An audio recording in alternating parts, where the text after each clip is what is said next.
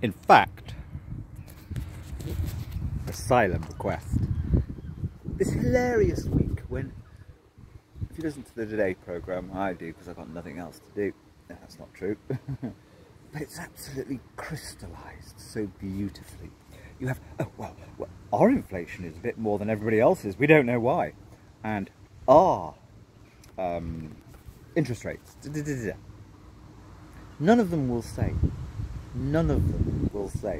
that, the most perfect example, I have dozens of examples, but over the last 10 years, I've spent hours with a local, very, very worthy, beardy, happy, good burger in the community. I spent hours with him figuring how I could simply arrange little kind of chance things such that his estranged 23-year-old daughter, no particular reason for this, could be bridged into dad and mum. And I had some quite clever ideas. A flat came up somewhere very close to me and she needed somewhere to live. Okay, let's encourage her to get that flat and then I can have a barbecue and, oh, look who's arrived. Now these things save the country if they ever succeed. Hundreds of thousands, because family dysfunction causes bodily issues for life.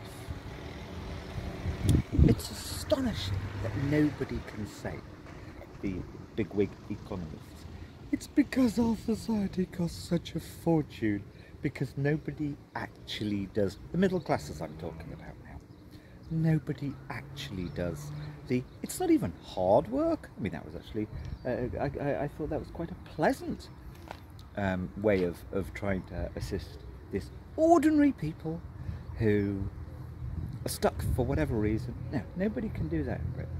And that's the reason that our public debt is much, much higher than, okay, you could say, Japan did this, that and the other to float itself out, blah, blah, blah. And I'm an expert at all of that. No. The notion, it's not even about Brexit, the notion that we have not got a nuclear bomb coming now because 20 or even 15 years ago in 2008 we didn't have such a massive public debt. But the public debt is because the middle classes never ever actually do the hard work.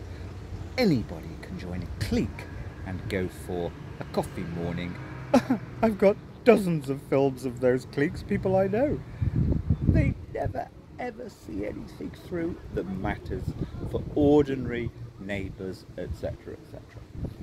The idea that our society was ever sustainable, but the real problem is coming because everybody thinks they're now entitled to have a phone that works, a this, a that and the other.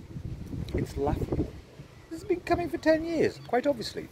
Several academics have said so, except nobody ever says, ever, that somehow the village, figure of speaking, one's middle class circle, actually proactively assisting other, I mean, I don't have any problems myself, other than I've tried to make it good for a hurt kid. But nobody ever assists. It's absolutely the most beautiful, glorious study that does need writing up, but one day.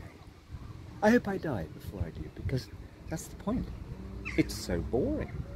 And it is actually, although it feels like a helter-skelter sometimes when you're doing these things, and you're not sure of yourself. That's the point. That's what mindfulness is. You don't know if you're doing the right thing. No, you know it's a universally, obviously good thing. I think they managed it in the fucking Sky Fairy book. You've got to do stuff in your community, real stuff. But once you've done it, even if you fail, I did the right thing. And you lose weight doing it. There you go.